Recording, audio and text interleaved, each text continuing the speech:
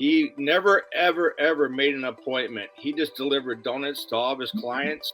Next thing I know is I'm meeting the top officers of the company, and we're sitting down and doing deals just over donuts. So I thought outside of the box. Why don't I go ahead and open up my own company with the 35 years of relationships? Next thing I know, I walk into 3 projects that we would have never known if I didn't walk in there with the donuts. So if you had to start over, how would you grow your demolition company, from 0 to 10 million? I would go. All right, my friends, welcome back to another episode of Marketing Without Rules, the show where we inspire business owners by bringing on guests who exemplify the hunter mindset. They make moves, they color outside the lines, and they have found creative ways to channel the attention of their community into currency. This show is sponsored by Blue Crocus Solutions, a web design and SEO agency focused on helping home service companies. I am your host, Louis Vandervalk, and today I have the pleasure of chatting with Kevin Wiley. So first of all, shout out to Chayton Maycott on my team for connecting us. And in the theme of connecting and the theme of relationships and connecting, our guest is a pro at this. Kevin Wiley is a relationship broker, and he connects people and brokers connections in the demolition space currently. So we're going to chat about that. We're going to chat about some of his methods. We're going to chat about different ways that you can be a hunter and not just sit back on your behind on the couch waiting for your agency to bring you leads. So welcome to the show, Kevin. You got it, Louis, and it's Kevin Wiley Coyote. So, Wiley Coyote. You got it. Oh, I said Riley. I had that typed out the wrong. Yeah. No problem. Kevin Wiley. Yeah. Kevin Wiley, the man. Kevin, great to see you. Great to chat. Great to connect. Chayton's obviously told me a lot about what you're up to. I think I'm going to dive right in and we're going to hit. Thank you for having me today too. I appreciate it. Yeah, this is going to be fun. So you're a hunter. You get out there, you make moves, and you shake the trees. But let's talk about donuts. Let's dive right into it, and then we'll get a little backstory after we hit the donuts there, just to get everybody, get drooling a little bit here. Absolutely. Years ago, our father taught us the first thing you want to do is meet people face to face. And his nickname, my father's, was the Donut Man. He never, ever, ever made an appointment. He just delivered donuts to all of his clients, and they loved him because that's all he did, and that's how he built his relationships. So myself and my brothers, we do the same thing as what our father does. Is I never make an appointment. I've never made an appointment. I go straight out. I go into their offices with donuts. Next thing I know is I'm meeting the top officers of the company, and we're sitting down and doing deals just over donuts. It's just the old school philosophy works the best. You mean people still like interacting with people? Absolutely. And if everybody can go back to that and communicate with people, you're going to go ahead and build a solid foundation. So let's walk that through, right? So maybe you could pick something from the last couple donuts and actually walk us through granularly. So if I am wanting to be a donut man like your dad, how do I actually do it? And who am I going to see? And you can pick something from your world, someone that you're looking to broker. Yeah. Sure. For instance, Arco Murray was one that I decided, you know what, it's a bunch of young guys over there. And I said, I'm going to go ahead and just walk in. And I always go to like the best donut places. You want to make sure you get the right donuts. You got to get, go to something that's really that they never had before. So that's what I did. I walked in. They didn't know me. I didn't know them. Once we brought in the donuts, we're having conversations, and they sat down and introduced me to the whole team. And we built the relationship, and now we're doing a ton of work with them. So just little things like that is what people need to go back to do today. Yeah, that's big. So is that Arco Murray in Chicago there? Yes. Yeah, yes. Cool. So now we're going to get back into who Kevin is and what you're kind of doing now. So they're a construction company. You're brokering demo deals. Give people a little bit of a feel for. Yeah, so Demolition Group of America started about 5 years ago when we had COVID. I was working for demolition companies and doing business development and traveling the whole United States and building these relationships. Well, that stopped when COVID came. The whole world stopped. So I thought outside of the box. Why don't I go ahead and open up my own company with the 35 years of relationships from the East Coast to the West Coast, along with our vendors, and form teams to take care of all of our private clients, all of our general contractors, and all the whole public sector, the people that I know. So I went out and just started traveling and going and meeting all my people and putting a team together with a strong team to take care of everybody's needs. So we're like a one-stop shop with our company. And now we have 7 consultants, and now we just went to global. So we're global too. And Amazing. we take care of all the needs of all of our contractors and everybody in the private sector. And it's a beautiful thing. So when you say you take care of the needs of them, let's get a little granular here for someone listening. So let's say they need demolition, whether that be power plants, civil heavy highway, bridges, heavy industrial, strip outs. We do it all. Then if they need just a clean site, we leave them a clean site. We do all the underground utilities and all the excavation work. So everything is done for them. And also with the owners, if they need us to auction off all the equipment, we have a company that auctions off all the equipment for them too. So we have everything covered in every aspect of the demolition. So a true brokerage, you're basically taking the people who have the needs and connecting them with the people who can do the thing, move the widgets around, destroy the widgets, all of that. And then you're just taking a sliver of the action. And we're working with the top 15 companies in the country. So they're getting the best of the best. Very cool. Very cool. So now if you are someone, we work with a lot of junk removal. We have some demolition clients as well. Sometimes there's a crossover there. I'm going to get into some of that and how this can apply to either sector there. But let's say you are, you're the broker for these people. You're now obviously wanting to find people who need demolition services, right? Correct. So that's where we come back to the donut story, and that's how you walked into Arco Murray, correct? Correct. Absolutely. And I even will, I'll walk into Clayco, whoever it might be. Even if I've already established that relationship, I still go out and still drop off donuts because they love it and I love it. And, we'll walk in, it could be another month or two from later. Next thing I know, I walk into 3 projects that we would have never known if I didn't walk in there with the donuts. Yeah. Because you're keeping it alive. I mean, we're especially in the dopamine age of scrolling TikTok and Instagram, people, here's an example. And I've told this before on the podcast. We had a plumbing issue. We got it taken care of, had a plumber come in. The next year we had a similar issue and I couldn't remember who we had called out. And they hadn't ever followed up with me. They'd never reached out. Luckily, I ended up, finding them again on Google. But I wanted that company again. I just genuinely couldn't remember the name of the company. So if you're constantly touching in, like Kevin was just saying, then you're now, becoming top of mind when they need something. And another thing that we do, Lewis, that I want to point out that I think is very important with, we're talking about following up, is every month Demolition Group of America sends out 2,000 emails to everybody to remind them if they have any projects for us to look at. And that goes all over the country, and it goes also to Europe. So we're constantly reminding people and getting our face out there in front of everybody. And that's a key. Yeah. It's huge. So if you had to start over, let's say you had none of your contacts, you had nothing but the knowledge of how to connect with people, and you were plunked in Chicago, how would you grow your demolition company, from 0 to 10 million? I would go I would do just like my father did. Get out in front of people, go door to door. Don't make that appointment. Walk in. I don't care if it's, if you walk in with cannolis, cookies, whatever it might be, just a nice touch to introduce yourself to that company, and just be transparent, be honest, integrity. Those are all the words we use. And just be yourself and be humble and go into these people and just say, hey, look, I'm just looking for an opportunity to get started with you. That's all you can ask for. It's a big deal. And there's something about bringing gifts too. Not only does it disarm the person who you're talking to, not that you're trying to go in with an armament of this and that, but you are genuinely trying to find out something and see if you can get some work, right? But it disarms them and takes down their they might have their backup when you come in. But it eases you as the person who's bringing those. Absolutely. Who doesn't like feeling like Father Christmas or Oprah? And who's going to say no? I mean, who's going to say no to that? Another thing, too, is I think you need to find out what are their hobbies, what do they like, really listen to what that client has to say, because I'll find out who their favorite team is, and I'll send them a jersey or I'll send them whatever it might be. And those guys, I go, I can't believe he remembered our conversation and my favorite player. And is that why you started the custom jersey business? Was it for outreach? Right. That's exactly why. And then once we do a project with them, we'll do a custom jersey. We'll put their logo and our logo on there, frame it, and put it in their office so they get to see us every day. So you really did just start that company strictly for outreach and customer care. Yep.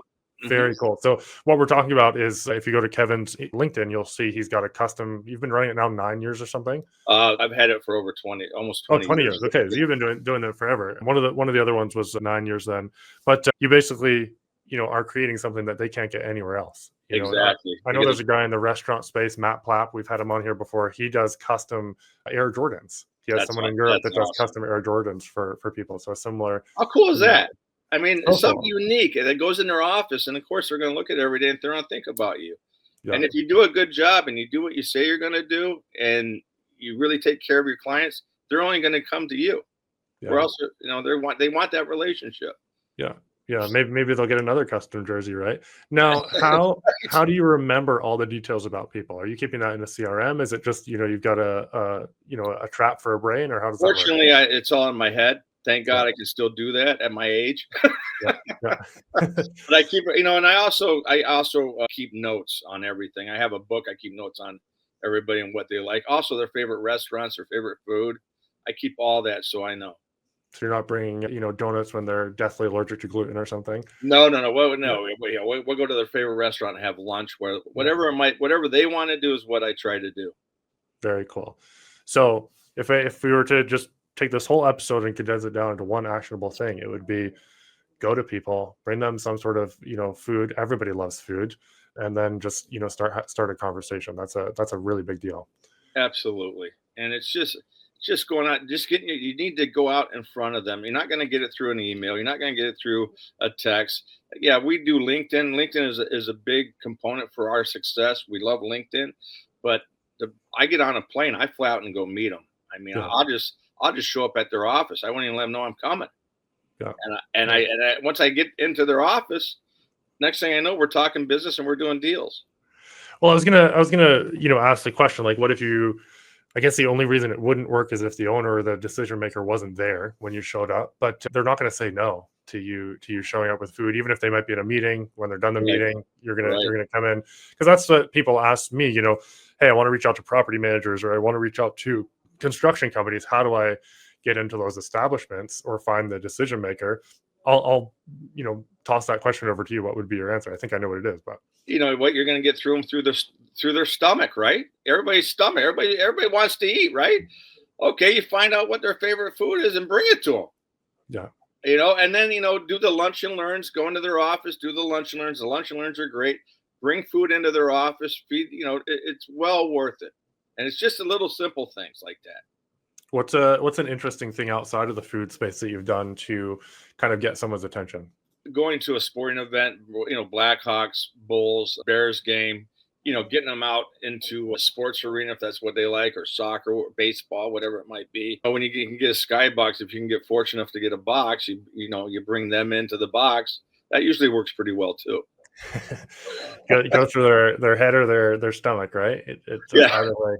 Either way, you're going to make it happen. So I think this is an interesting one. You're not a contractor. No. Am I getting that right? Yeah, we're not a contractor. We're consultants. So you're consultants. You're a relationship broker. You're a national connector. Right. Let's say we've got a junk removal company who's dabbling in some demolition, right? Or a smaller demolition company that is getting some jobs coming in. Now they get a job that's just outside their scope. A lot of these guys will just be like, "Oh crap, we can't do it," and they'll just send an email back. But there's money to be made in being a connector. Can you talk about that? Yeah, we're gonna help them out, whether it be out of their region or out of their zone, with one of our clients that works for us. We're going to see if we can connect them and collaborate together, because we don't like saying no to any of our clients or even saying no to any new work. So we want to try to build that relationship, because it could lead to something else. Yep. So if you can help them out and work together, that's what you want to do, is bring it all together. And then that leads to more work, and then it leads to better relationships. That's what we're all about, building relationships. That's what we do. Yeah. Yeah. So if they want to reach out to you, I know that you're very quick at responding, over text and even on LinkedIn as well. What, they can reach out to you, you'll connect them. But I want to ask the question, let's say you are Operator Joe. He's got his little demolition company. Kevin Wiley doesn't exist. What can he do? And what would you say to him? I obviously recommend they get in touch with you, but what can they do to leverage that job that's come in? Yeah, I think I want to train people with the mindset. Yeah, if they can't get in touch with me and they're the smaller demolition guy and they're trying to get in with them, the best thing for them to do is to get over there personally and make that introduction. Get there personally and make the introduction. Say, hey, look, I saw this opportunity. We're definitely interested in working with you. Or even call them if you can. But face to face is going to be your best term. That's the best way to get anything done is face to face. Our dad taught us face to face is the best way to get stuff done. I mean, I just went to Baltimore just a couple of weeks ago just to meet the people, just to get in front of them. When we went out to dinner, now next thing you know, now we have jobs coming in just from that dinner for me flying out there. Yeah. So face to face is the way to go. Face to face is it's so, there's beauty in being able to connect asynchronously, but there's something that happens energetically in our bodies, whatever you want to call it, woo woo, or the electronic matching or whatever you want to call it. There's just something that changes. You can feel the vibe. There's a vibe, and you can feel it, and if it's a match or if it's not, just from that interaction being a personal relationship. Get in person. Now I'm gonna switch it. We talked about one thing there. If you're trying to get jobs, I'd like to answer this question really concretely for people. So because I think that let's say that smaller demo company has a job that came in. It's too big. Maybe it's a mall, or maybe it's a 3-story building and he can only do 1 or 2-story buildings. Yes, maybe he could go out and get certified and blah, blah, blah, but he's got this job that came in. There's money to be made in referring that to someone else. Can you talk about that? Again, outside of what you do. Sure. Let's say he has that smart job. Let's say he's too small and that job is, like you said, too large for him. What we'll do is we'll collaborate with him and bring in one of our partners so they can work together on that job. Yeah. And then he can still make some money. Everybody makes some money. And he can still make a profit too. So that way he doesn't have to say no, yet he can still bring us in to help. Yeah. And he can still gets paid on that. Huge. So yeah. That was something that we started, and that's working really well also. I think the big point I want is, like, whatever business you're in, there's always someone you can collaborate with, or at the very least, you can send the job to them for a referral fee, work out some sort of a deal where you take a referral fee and they get the job, they get a lead that they wouldn't have had otherwise. You make some pretty much free money through a job that came in off your website or your ads or whatever. And you're happy, they're happy, you formed an awesome relationship. And then when you get to that size, maybe you can work alongside as well. Now let's talk about, where private sector makes sense to people, kind of walking in with the donuts, doing this and the other thing. When you're a larger demolition company and you want, those big jobs, those nuclear plants, et cetera, oftentimes there's the public bid boards, things like that. What can you do to increase your odds of landing a bid without, obviously doing under the table work? That's a great question. Great question. With the public bids, unfortunately, there's not too much you can do on those because it's a sealed bid, and it's always the lowest bidder. So really, there's nothing you can do.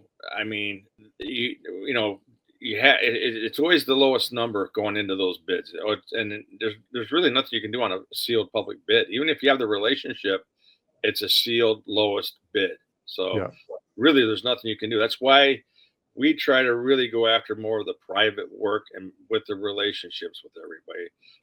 You might have the relationship where they can say, okay, well, they might be able to give you a last look on it, but not on a public bid. On a public bid, it's a sealed bid. It's the lowest bidder.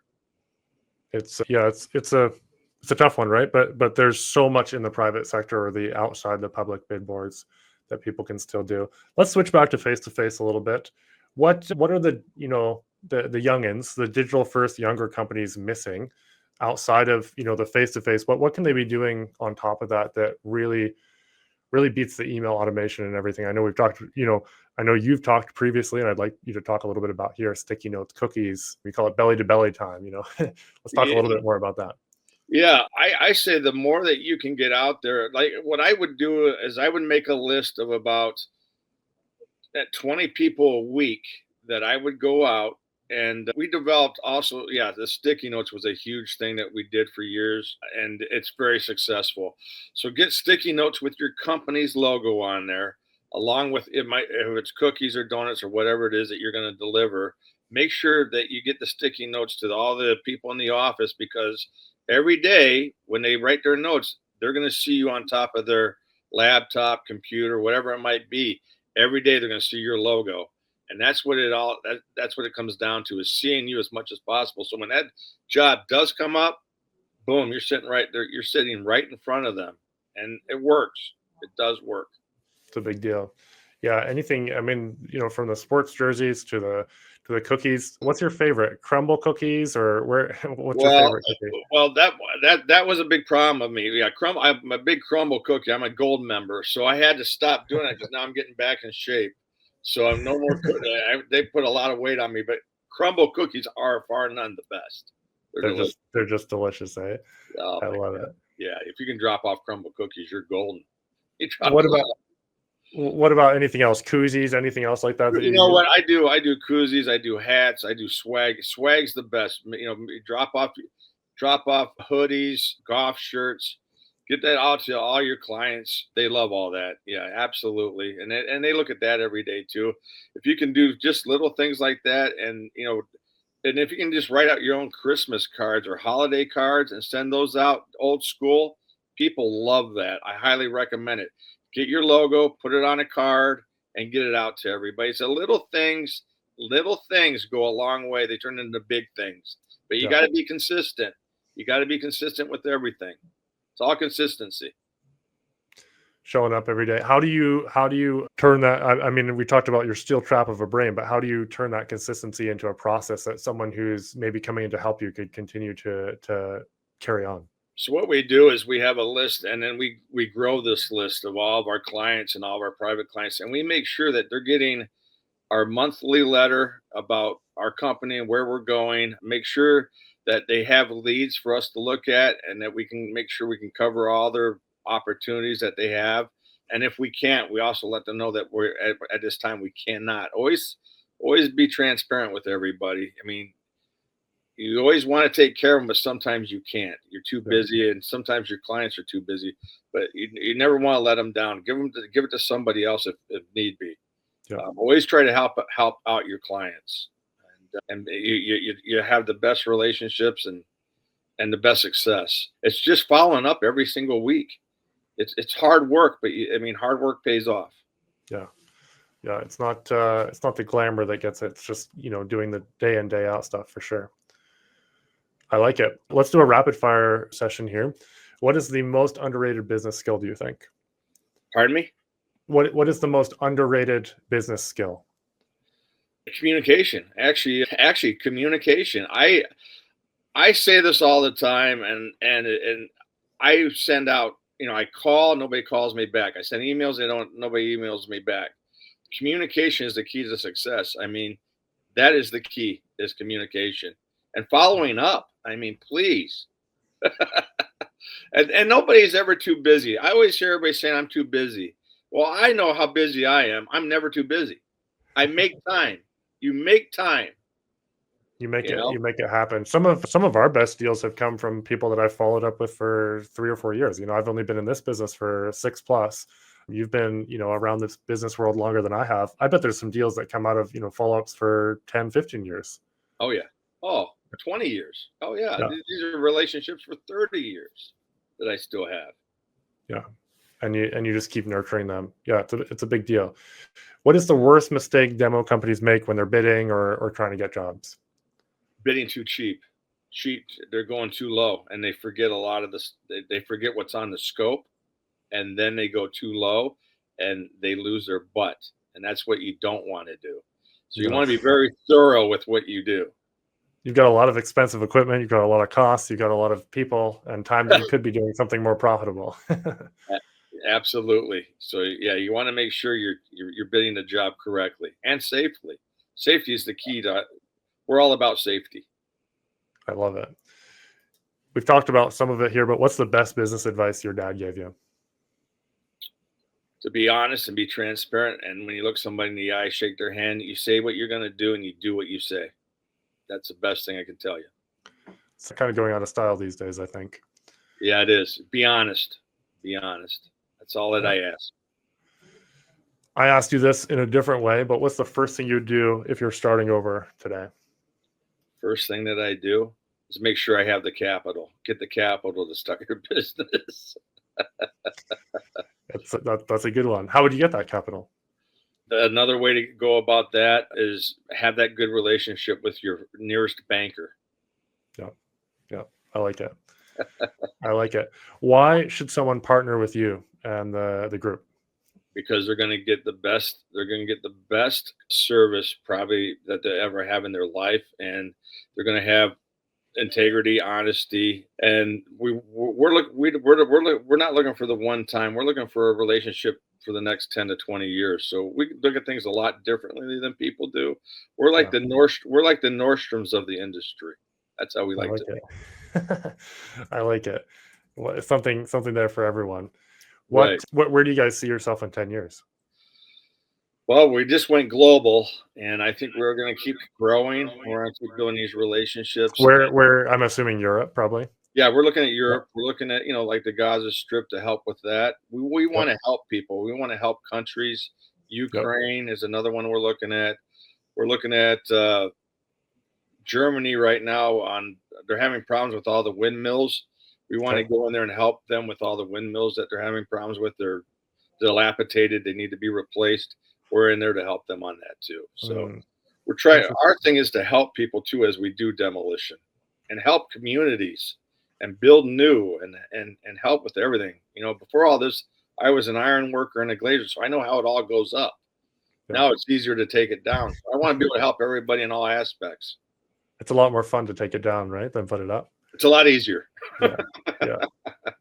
Interesting stuff for sure. There was a question that was right on the tip of my tongue here, but what's a common mistake that people make when trying to scale a demo company? Sometimes they don't realize the bonding capacity and how big they are and what kind of work that they can do. So we have to educate them to let them know what kind of projects and scope that we can do. Certain demolition companies can only do certain jobs. They can't do all of them. But now with our group that we've formed, we can do every aspect of demolition. You got someone that can come in from somewhere. Right. Yeah. And we can work together. So we put a team together, an all-star team, to handle all aspects all over the world. And we've also came up with a way to take care of all the dust and keep the dust down. We have a new patent on a new machine. It's called a Hydromax. Okay. And we also have a bunch of stuff that we're putting together, and we have patents on for dust, compression of dust. So we're not getting any dust in the air. We have that now too. So new things are coming up.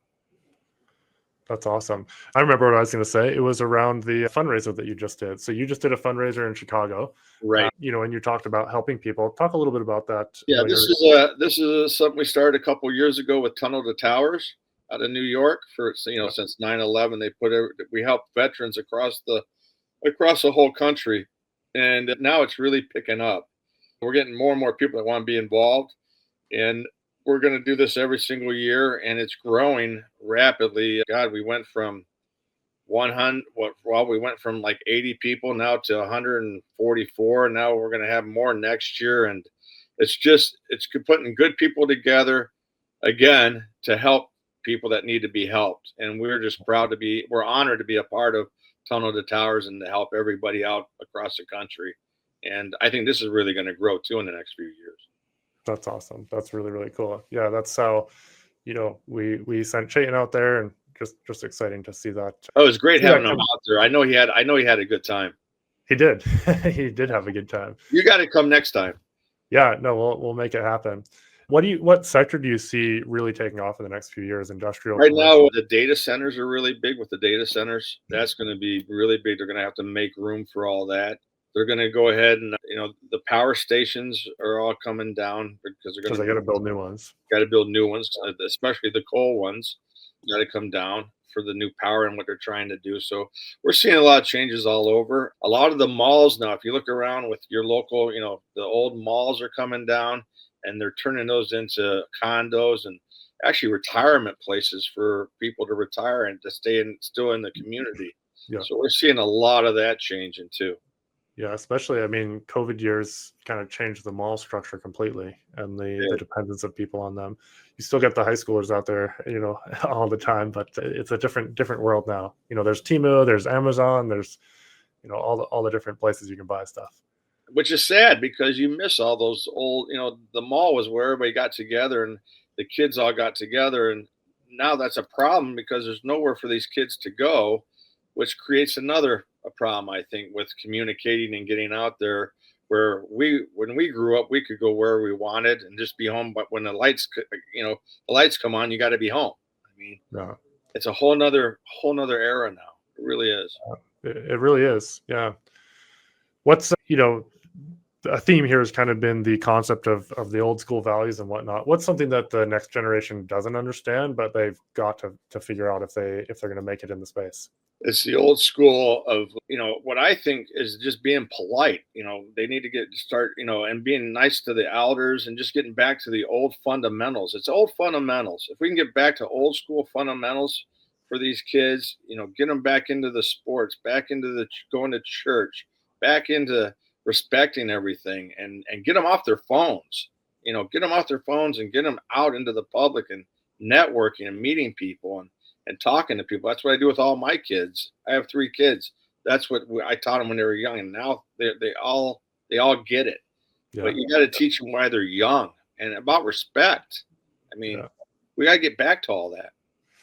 It's a changing world for sure, and yeah, interesting seeing it come together. Do you think Demolition is like an old boys club, or do you think that there's space for newer faces? There's space. A lot of us old guys are getting ready to retire and stuff. The new generation's coming in, but we want to still keep them with that same attitude. You got to keep this. You got to still keep that attitude going, and the hard work. The laborers, the operators. Those guys do. They're the best of the best. For the salt of the earth, yeah. But we can't find enough guys to come work. I mean, we're looking for guys to come, and it's a great living, and we just can't find them. I was talking to a friend of mine. So I have a degree in mechanical engineering, and then went into marketing right after because I did construction before. I did construction for 8 years, so kind of blending those two. My love of marketing with love of the trades. That's a good combination. That's a great combination. Yeah, chatting with a friend of mine from university, and he was like, "Man, like I think I should have gone to trade school, but my grades said that I should have gone to university." And he's like, he's thinking about starting a trades business now. And there's a lot of room in the space to be disrupted. I see it all the time because of the people that don't pick up their phones when you send them leads, so on and so forth. And then there's also a big gap because everybody's been pushed to university. They're all computer jockeys, and no one's there to actually do the work, and the work still has to be done. This is another thing I wanted to bring up because now you're right on it. Okay, our father, when he came over here from Italy, he was a self-made guy. He taught us that we learned a trade during the day. We worked and construction and learned a trade. At night, I went to college at night. So I worked out during the day, and was a union iron worker and glazer. Then I went to school at night, and he made us pay for our own school. So that raised 3 hard, kids, really. Yeah. And if people would do that today, I'm telling you, it'd be a lot better. It's a lot different for sure. Yeah. No, interesting stuff. Something I was going to say about I mentioned the old boys club, a little bit of a jab there that people might say, right? But yeah, there's also an element too, especially with demolition, where safety is so important. So I come from, I was a volunteer fire brigade member, and we did a lot of safety stuff. Obviously, your lives on the line. But sure. It's not really any different with demolition. It's dangerous work. What are some of the things that people, don't get about it that they really should about the dangers of it? Well, there's so many. Just being in a machine as an operator and bringing down, gigantic jobs and walls and structures that are coming down. Make sure, there's so many. We have plans, safety plans before we even go into the jobs, where we sit down with our whole crew every day. We have a safety plan every single day, and then we have safety meetings every month. Safety is the key to everything, to your success. We want everybody to go home to their families every single day. So we stress safety every single day, every hour, every second. Yeah. And we got guys on the job. That's all they do is monitor safety. Yeah. What would you say to someone who's like, oh, those safety guys are the bane of my existence? I'm gonna tell you, without the safety guys, you might not have a life. You might not exist. You Yeah. might not exist without the safety guys. Yeah. So you better thank them and your operators and your superintendents and everybody on that job site. You're a team when you get out there. You're all working together for one goal. Yeah, you got to get the job done. You got to get it done, quickly and in a fashionably manner. But safety is number one. And if we see a problem, we stop. We don't keep going. If you see a problem on a job, you stop, sit down, and go ahead and go over what we need to do to change what we have to change. Well, it's often, when you hear the case studies after the fact, right? Or, I come from like the fire training background, like the guys that get trapped in the building or the silo that collapses when they're, trying to do an extraction or anything like that. It's always one tiny little thing that was a, kind of a turning point between, okay, this is going to go well to, hey, someone's going to die here. And it's usually one tiny little thing that's overlooked, or in a hurry, you just kind of make that choice to, oh, that'll be fine. Yeah. Yeah. Always. That's what they always say. It'd be fine. We can go ahead and do it. No, you don't want to, you cannot do that. Absolutely not. Yeah. What's the coolest project that you guys have been involved in? Oh boy. Might be hard to pin down on one. Maybe list a few. I'll tell you a project that was really, really, really cool. Well, as far as like one that I did is before I got into you were involved in or whatever. Yeah. One for myself that I really enjoyed was doing the Sky Harbor Airport, putting all the glass and steel in that whole airport. That was great. And I ran that job. That was a great job. That was a big job, I imagine. Yeah. And then demolition wise, boy, there's so many of them. The one that watching McDonough Demolition do the All-State Arena, taking down that whole All-State job was really cool to see. There were so many different parts of demolition that was on that job, and they did a fantastic job. So I really love watching that one. Very cool. Yeah, I think the coolest ones are where they have the explosives and stuff. That's fun to watch that. Yeah, we've done some nice implosions too, and some bridges that we've imploded. There's a lot. I mean, you figure 30, 40 years of construction and demolition. I've seen a lot of them. Yeah, you've seen it a couple times. I love that part. I dabbled in fireworks when I was younger. Oh, God. Funny, I just mentioned being on the fire department and then dabbling in fireworks. There's a theme here. You were that kid putting M80s in the mailbox, weren't you? I was building sugar rockets out back at the school when I was younger. Yeah. When the teacher came around, I was like, "What's all this smoke around?" And there's a rocket that's just hit the building. And yeah, but I remember those days too. Yeah, so just love the explosives. There's something fascinating about watching it, and then the timing of it, and all the work that goes into the setup is just so cool. What's something, Kevin, that we haven't talked about that you'd like to talk about or leave people with? Just go out and be yourself and enjoy what you're doing. Enjoy what you do. If you love what you do, it's not a job. I love what I do. I don't even consider it work. Yeah. So if you love what you do and you love people, this is what you want to do. Definitely love what you do. I just say be happy every day and love what you do. It's a fun one. Guys, some solid nuggets in here from the old school, stuff that never gets old, to donuts, to sticky notes, to so many little nuggets in here. If you are in demolition, if you're in junk removal, if you're in plumbing, if you're in underwater basket weaving, there's something here for you. And it really comes down to creating those in-person experiences. So Kevin, really appreciate you coming on today. Where can people find you? What's the best way to contact you? You can go ahead and get me on LinkedIn 24/7. I'm open 24/7. Anybody wants any mentorship or anything, call me anytime. I'm definitely, get me on LinkedIn. That's the best way to get a hold of me. And I really appreciate it. Lewis, thank you for having me on today. Yeah, great to chat. Great to connect. And guys, be hunters. Go out there and do something tangible off of this episode. Don't just sit down and try and write another cold email. Get out there, take someone some donuts, and feel the rush when you actually connect and have a conversation. So Kevin Wiley, I will make that correction again from the intro. Kevin, awesome to have you. And guys, we will see you on the next one. Thanks, Lewis. Have a good one, buddy. Thank you. All right. Cheers.